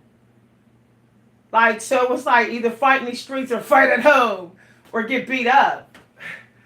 It's like, well, I'd rather fight in these streets than get beat up by my auntie. Yo. Ooh, child. I remember my cousin was getting beat up and hiding the marks. She wasn't fighting for herself. So one day when I visited and she was coming home from school, I told her, I said, "If you don't fight that girl, fight back. And grandma find out, she gonna beat you up." And I said, "It's just a matter of time before it gets back to grandma that you're running from that girl. And when she catch you, she beat you up and then you hide the wound." And I told my cousin, grandma gonna beat you up a lot because you've been running from that girl and not fighting back. I said, so you might as well just stop. Stop running right now while I'm here. I won't let nobody jump in it. And y'all just go ahead and get the fair one. You just go ahead and fight for yourself. And she was like, F it. I remember my cousin was like, F it. She's like, I'm not running from you no more. And the girl and the girl caught up to her, and they fought down the hill, and they ended up going over a cliff, and they was like up against a tree in the middle of the cliff, still like fighting. And I was like, ho, ho, ho, ho, ho, ho. I broke it up. Everybody broke it up because it had a drop cliff at the bottom. Like if they would have fell any further, they probably would have died. It was called Dead Man's Hill for a reason. So we all kind of went down the hill and was like, hey, we had to stop them. And we was like, y'all can come up the hill and then finish the fight up the hill. So they came up the hill before the final drop. And they started going around in a circle in the street. They went to the street and they started fighting and fighting and fighting. And then finally everybody said, okay, that's enough. Y'all got the fair one on. Y'all don't need to fight again. Okay? She fought you. She showed you she wasn't scared of you. Y'all was so toxic. The girl never bothered her again. But the point is, I knew that my grandmother knew everybody, and it was just a matter of time for somebody snitch on my cousin and say she wasn't fighting back. And then I knew I was going to get beat up for knowing and not telling her to fight for herself. Because my grandma was going to be like, why did you let her run and keep running from this girl and get not fighting back? I'm going to beat you too with her. So we both would have got a butt whooping. And I'm not getting a butt whooping for my cousin. No. So I was trying to save my own self at the same time. True story, y'all. True story. I remember when this girl jumped on me on the school bus in high school. And I guess my mother didn't know everything that happened. And she said, well, what did my daughter do? And my mother gave me this mean look like, you better not run. It was a look like, if they tell me you tried to run from that girl, I'm going to beat your butt when you get home. I looked at my mom like, I don't know why you looking at me like that, because I didn't run. And then they said, your daughter turned around after she grabbed her and started swinging. And my mom was like, okay. And they was like, well, we don't encourage the kids to fight. She said, my daughter turned around and started swinging on a girl that swung on her. That's what you're saying. And the principal said, yeah, this is in my senior year. And she was like, well, we might have to suspend my daughter. My mom was like, you do what you got to do, but my kids fight back, so I don't really give a damn. My mother had a dark side to her like that.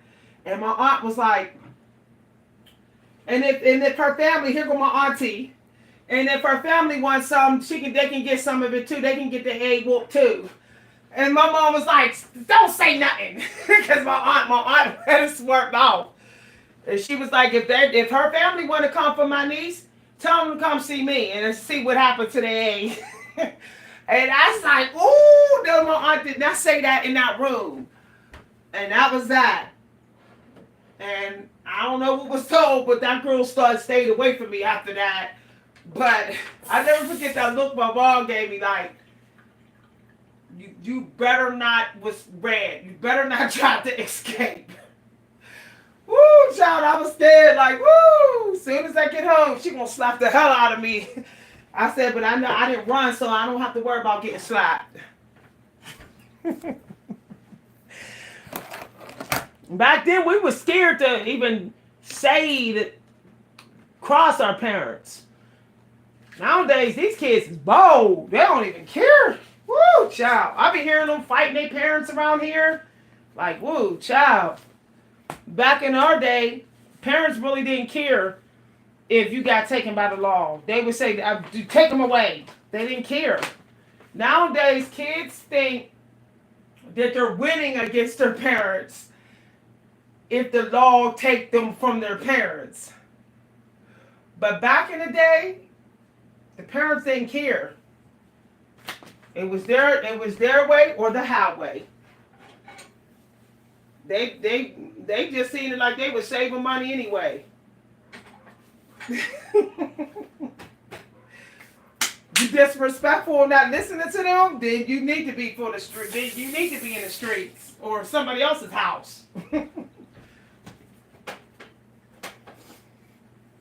My sister is very old-fashioned, and she didn't put teenagers out of her house in a drop of a dime. Because she's old-fashioned. My mom, when my mom got old, she would say, I don't know if you want to leave your kid over your sister's house. She got some old-fashioned ways. My mom used to say that when she was old. Funny.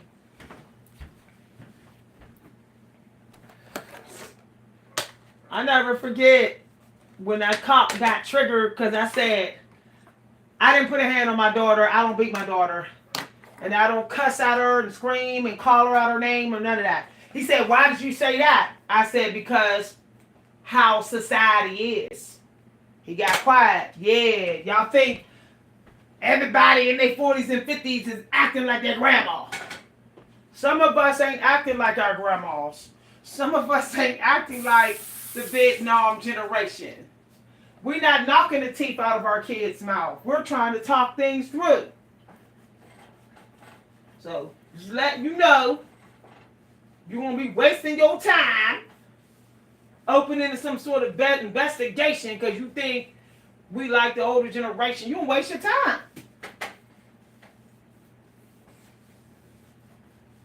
She yelled at me too long, so I yelled over her and said, lower your voice. That's what happened. And she's 17 years old. She ain't yelling at me. If a 17-year-old yell at me and I say, lower your voice, stop screaming at me, I guess they grown, so I guess I need to scream back.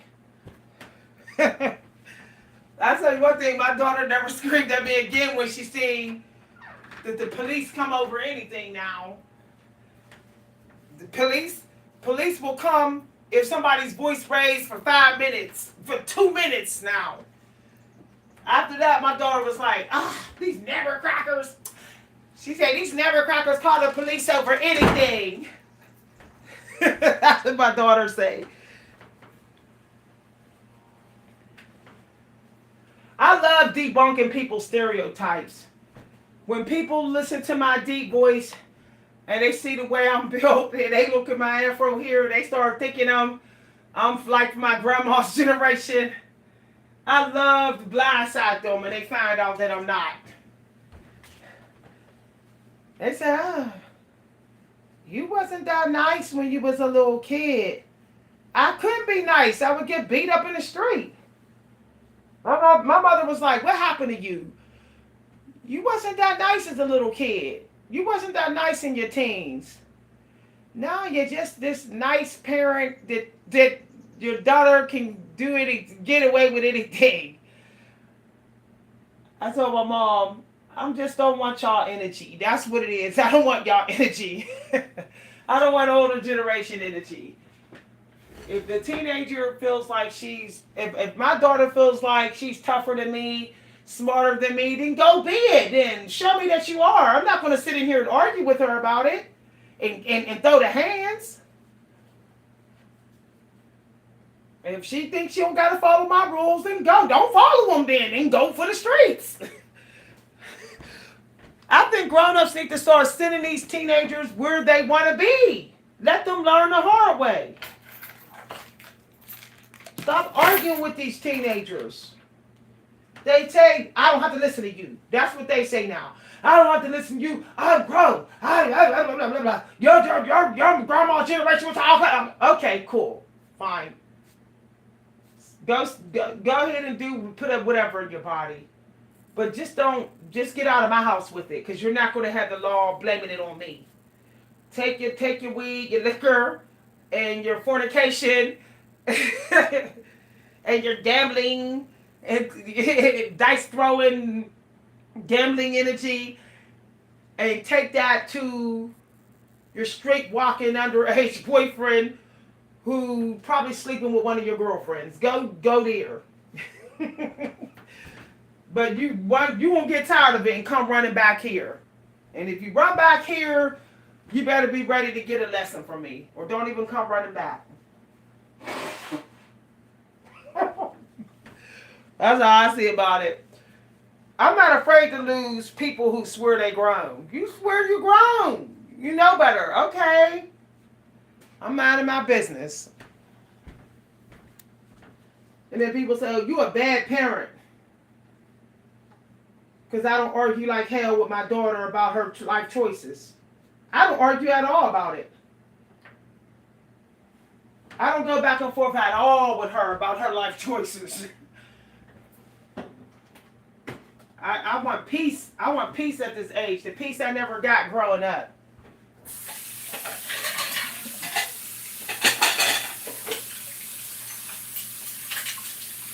I said, I don't give a damn. The other day I was at her house, and I said, don't you think you should slow down on the shopping? I hope you didn't buy all this stuff in the past 2 months. She said, I paid $800, $600 for this Game Boy. I was like, okay, all right. You got that. I was like, all right, daughter. I'm okay. Well. Okay. You put me in my place. In a couple of seconds, I'm gonna go in my place. I don't live here. You too grown to get advice from me. You don't need no more advice from me because you grown. So go ahead and be in that mindset. Y'all mamas out here, y'all better start telling y'all grown kids. All right, okay, all right, okay. Well, I spent $50,000 on a car because I wanted. Okay, I was just giving you an alternate decision. You know, okay. You like it, I love it. It's a beautiful car. Keep on driving it. Okay.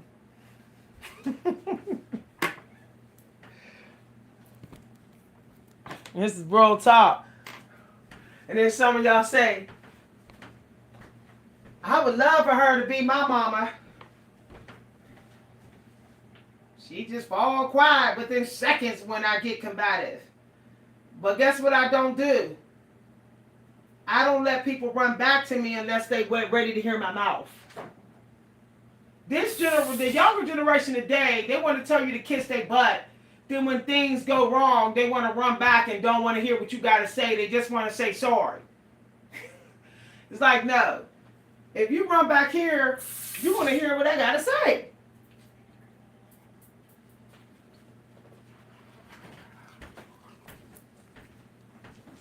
Y'all, I'm sitting here brushing my teeth.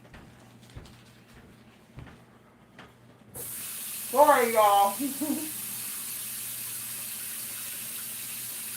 I got dental work coming up soon in a couple of weeks, so you know the dentist can look at your teeth and tell how long you've been going without brushing your teeth. They can tell how often, how old the plaque is. They can tell.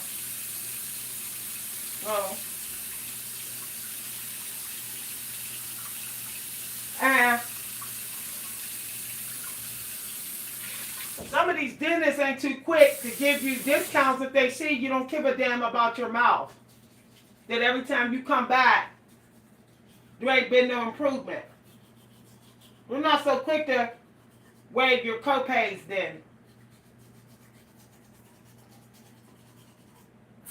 Because you're kind of like a waste of their time and energy.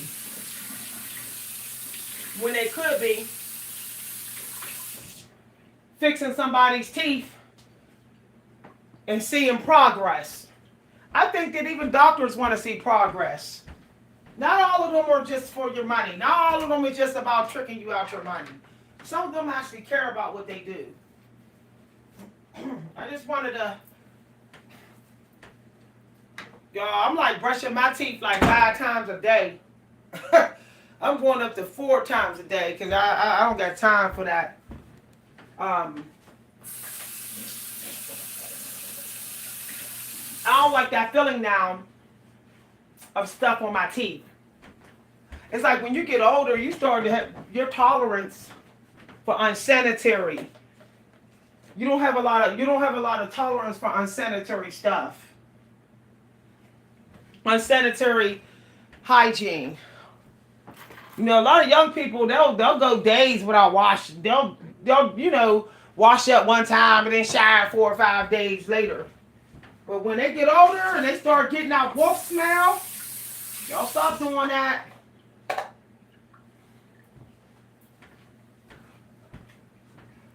I tell everybody, you ain't gotta live rich, but you ain't gotta be unsanitary with yourself. You may not live in the best house or the best neighborhood, but you can still look average. You can still look decent. You can still have some decent self-care. You ain't gotta have the best self-care, but at least keep it decent. I got at least decent self-care. Ain't that deep that that a lot of people are just letting themselves wear and tear. They don't even do decent self-care. That's why I don't eat between meals anymore, because I feel like that's indecent.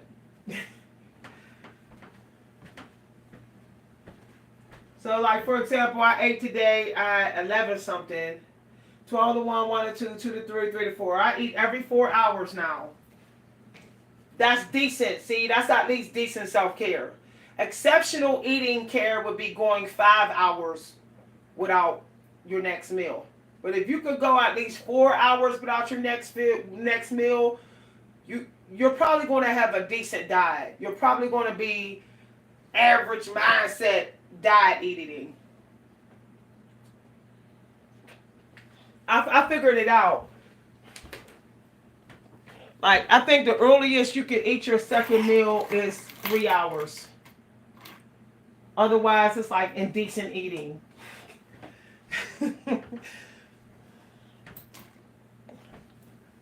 I think that we are starting to have too much time on our hands as well. We didn't have that much time on our hands back then. We was always running somewhere, doing housework, entertaining guests, running errands for people. It was, constant. I don't even know where the years went in my 20s and teens. I could barely remember it because it was a whole, I think it like flew like the 60s. Like, I don't know why people don't think the 90s flew. And so did those 80s. It went by fast. It was like I was a little kid, then suddenly I was grown. That's how, it's like, I feel like I didn't even get to have a youth to like really absorb and marinate in being youthful.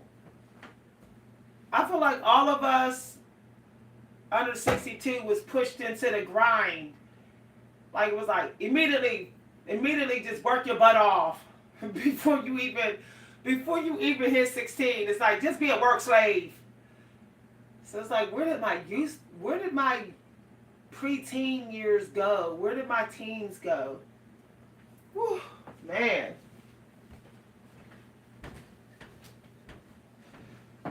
You know why I love YouTube? You know what made me fall into love with YouTube recently?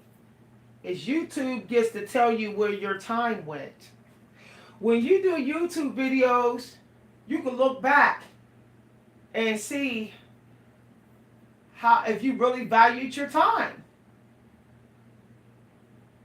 You know, you can look back and see how fast your decay was, or how fast things changed in your life. You can keep track of your growth using YouTube without having to pay for a journal or a pen, without a therapist keeping record of it. Like, I find that YouTube, a lifestyle YouTube, can be like another form of you being your own therapist. And anybody that comes to your channel as well. And it's like a daily diary, so you can know what kind of mind, you know, how your mental health is doing. You can keep track, you can see it. Like, I was all for leaving YouTube altogether, but I think that YouTube was always supposed to be a place where it's like your diary. I think YouTube was always meant to be a lifestyle place. I think that it wasn't really meant to be like, you know, I really think YouTube ain't the place for Juru stuff. Cause like the Juru stuff being mixed in with the lifestyle art stuff, it's like, I think it starts to interfere with the creative energy flow on YouTube. I think they might need a spiritual Juru YouTube. YouTube need a different platform for that. Like, it needs to be an extended YouTube where it's like free for all Juru philosophy, you know, spiritual stuff, and that's where you go. Because there's so many people on YouTube doing Juru and spiritual stuff that it needs an extended YouTube platform at this point. I think it does. So that the creative art people can be seen more. It's hard to even get recommended to an art channel unless you completely avoid all the spiritual Juru. You literally have to set up a channel where, like, you never ever go to Juru spiritual stuff. Otherwise, it will override. It will conquer the news feed, and then you won't get that many art videos. And I don't like that, y'all. So I decided to set me up a whole new YouTube, and it's gonna be like my part of my lifestyle, and it's gonna be just all art. I'm never gonna put nothing else on here, cause I don't want nothing else in my news feed. I think art is a wonderful vacation. Having an artistic YouTube channel that's only art stuff, it's like a vacation from the modern world. When you just need to check out from this modern world, you just go to your art YouTube channel when you're online. Because you do get tired of hearing all these random people's mouths for no creative energy. That gets old, gets tiring. I don't care how brilliant it sounds. At some point, you'd be like, I'd rather read this in a book. I'm tired of hearing people's mouths in this genre. I'm serious. That's how I'm starting to feel about the Juru world.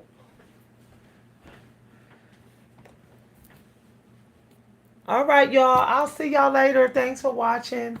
If y'all like to send a donation, feel free to let me know. Anita was talking about what they used to spit tobacco. Ooh. I'm surprised that spit did not give people infections. Because bee stings is still like a little hole, a little pierce in your skin. That's so unsanitary to be spitting on somebody's bee sting. Ugh. You know what I did like about the non-modern world? I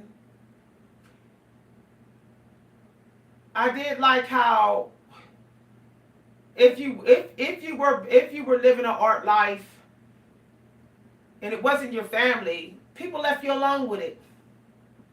You know, if you were sitting outside reading poetry, didn't nobody look at you like you crazy, writing a poem or doing poetry. Nowadays, people look at you like, why are you doing that? That's obsolete.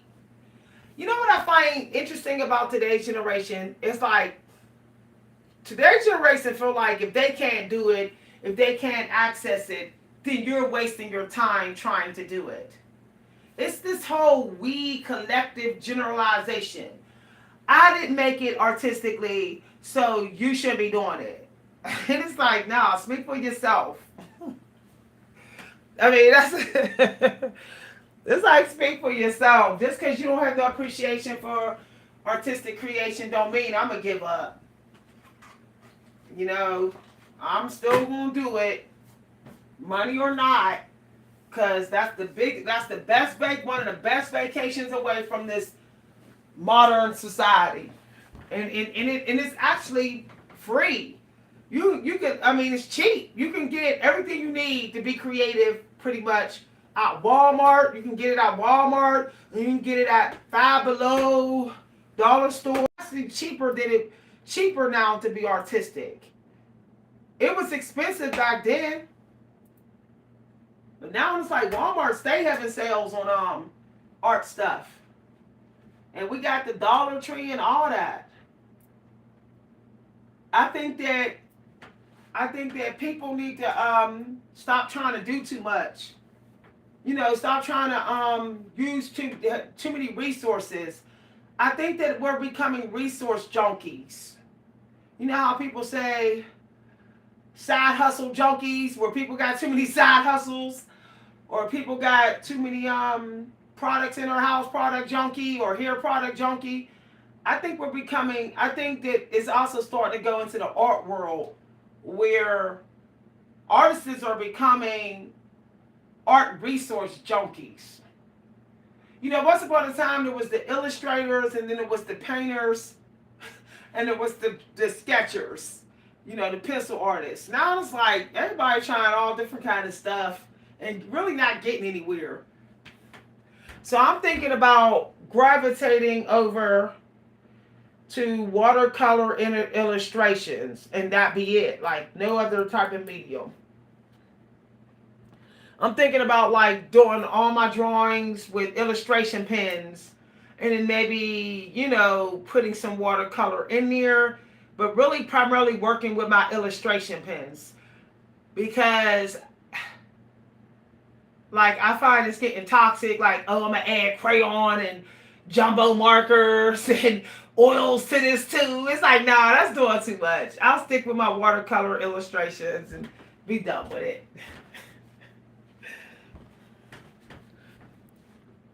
Yeah, I'm actually picking a certain type of poetry form, and I'm not writing no other poetry. I'm trying to decide between three type of forms, which one I'm going to do for the next, at least the next 10 years. I don't want to do all these different type of themes, subjects. I don't want to do all that. You know, Emily Dickinson is known for her death and dark type of poetry. You know, and she writes in the same form. If you look at her book, you see that she has those hyphens in her work. I want to stick to one form of writing poetry. That way I know I'm going to write something for the day, because I'm writing the same type of poetry I write every single day. I really think we got to get down to one. Like, one thing we do with the workout, you know, one type of diet, one type of friends we be around, even one type of movie. Like, I don't even feel like watching all these different type of genres is getting toxic. I tried it, y'all. I went from sci-fi to like thriller to like drama. I was like, ooh, child, my head is starting to hurt. So I think I'm gonna stick to fantasy. You know, just maybe a couple of weeks where all I watch is like fantasy and sci-fi. That's it, fantasy films. You know, mystical and fantasy, and that's it. Yeah, it's like starting to give me a headache with all these different genres. All right, bye everybody. Once again, if you enjoyed the video, feel free to let me know. You can send donations to my Cash App at money sign Coach V Hunter. I gotta get the dishes done before I have lunch. My lunch is at 4 o'clock today, and dinner will be around 7 today. And then I'll be going to a workshop this tonight. If you want to get my PDFs, make sure I got your email because I'm going to be emailing everybody how to buy my PDFs. So just make sure that you emailed me if you want to buy my PDFs. Okay, this like spiritual stuff, life hacks, literary lessons, and things like that. Okay, bye everybody. See y'all later.